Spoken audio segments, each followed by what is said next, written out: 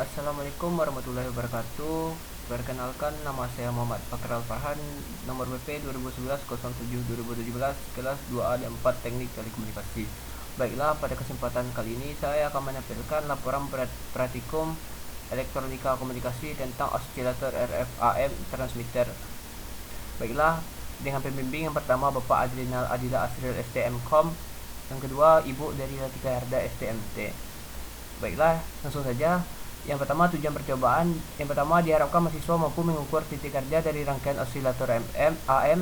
Yang kedua, menjelaskan ketergantungan frekuensi terhadap penguatan dari rangkaian pemancar AM. Yang ketiga, diharapkan mahasiswa mampu menjelaskan pengaruh output osilator terhadap frekuensi pancar. Yang keempat, diharapkan mahasiswa mampu mengetahui dan memahami prinsip kerja dari rangkaian pemancar AM. Yang kelima, diharapkan mahasiswa mampu memahami pengaruh komponen LC terhadap frekuensi pemancar dari rangkaian osilator. Yang keenam, diharapkan mahasiswa menguasai konsep teori sistem elektronika telekomunikasi. Yang ketujuh, diharapkan mahasiswa menguasai teori dasar elektronika dan rangkaian listrik dan sistem telekomunikasi. Yang kedelapan, diharapkan mahasiswa dapat mengoperasikan alat-alat bantu untuk keperluan pengukuran atau software multisim. Yang kesembilan, diharapkan mahasiswa dapat bekerja sama dalam suatu kelompok atau tim serta dapat menerima perbedaan pendapat. Yang kedua, landasan teori. Pemancar AM mengambil sinyal audio sebagai input dan mengirimkan gelombang termodulasi amplitudo ke antena sebagai output untuk ditransmisikan. Diagram blok pemancar AM ditunjukkan pada gambar berikut ini. Cara kerjanya yaitu sinyal audio dari output mikrofon dikirim ke preamplifier yang meningkatkan level sinyal modulasi. Yang kedua, osilator RF menghasilkan sinyal pembawa. Yang ketiga, baik sinyal modulasi dan sinyal pembawa dikirim ke modulator AM.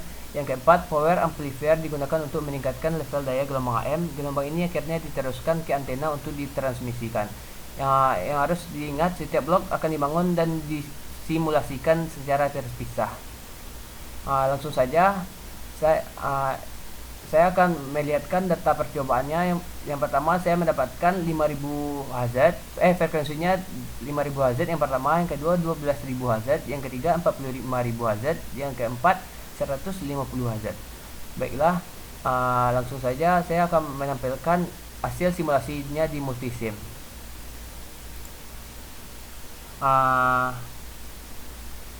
Yang pertama, ini merupakan gambar percobaan sebelum di-run simulasinya. Yang kedua, saya akan mengatur function generatornya dengan frekuensi 5000 Hz.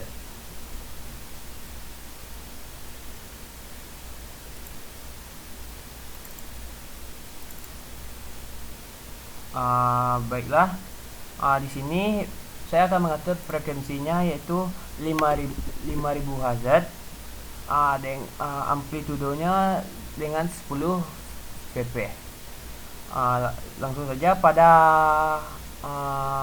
osiloskopnya, yaitu time base-nya dengan skala 50 use per dev.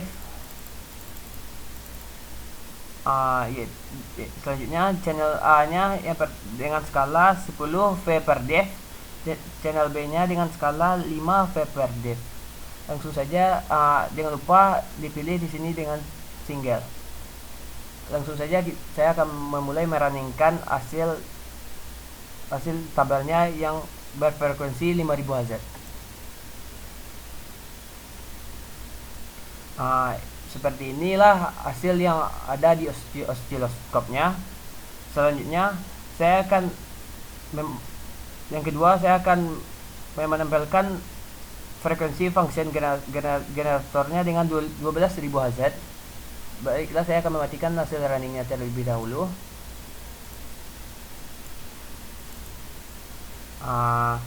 Saya akan mengubah function generatornya dengan 12000 Hz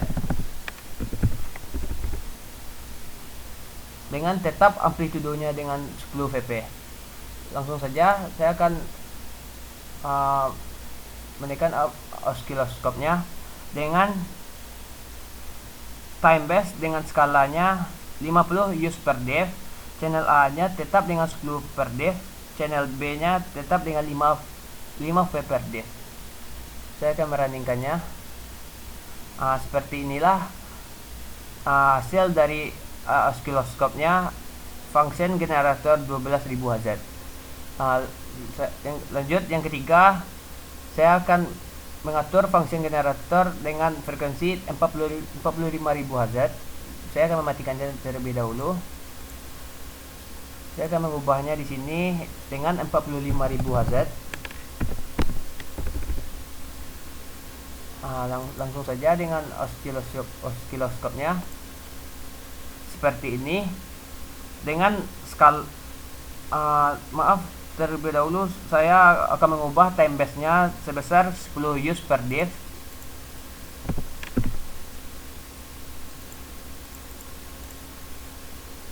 Dan channel A dengan skala 10 V per div dan channel B sebesar 5 V per div. Baiklah, seperti ini tampilan pada oscilloscope dengan frekuensi 45.000 Hz. Selanjutnya saya akan menampilkan function generator dengan frekuensi 150 Hz. Terlebih dahulu saya akan mengubah frekuensinya di function generator dengan 150.000 Hz. Dengan oscilloscope-nya dengan time base-nya dengan skala 5 use per div. Channel A dengan skala 10 V per div, channel B-nya 5 V per div. Baiklah, saya akan merunningkannya. Seperti ini tampilan yang ada dengan frekuensi 150.000 Hz.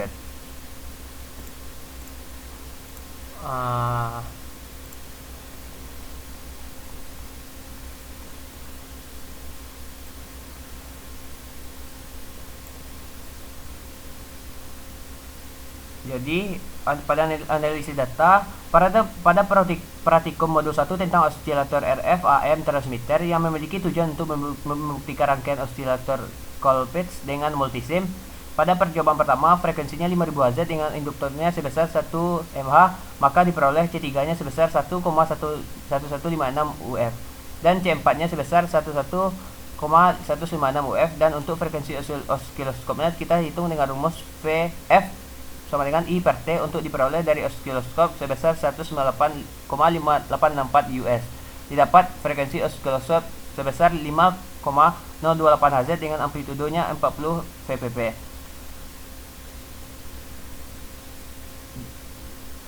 Yang terakhir, kesimpulannya, yang pertama, gelombang sinusoidal terbentuk ketika mengikuti nilai frekuensinya yang ada pada tabel. Yang kedua, ketika frekuensinya semakin tinggi maka C-nya semakin rendah. Yang ketiga, menentukan nilai C3 dan C4 nya dapat dengan cara yang pertama C4 per C3 sama dengan 10. Yang kedua C sama dengan C3 kali C4 per C3 tambah C4. Yang keempat, menentukan frekuensi yaitu F sama dengan I per T. Baiklah, hanya itu yang dapat saya sampaikan. Apabila ada kata-kata yang salah mohon dimaafkan. Wabillahi taufiq wal hidayah. Wassalamualaikum warahmatullahi wabarakatuh.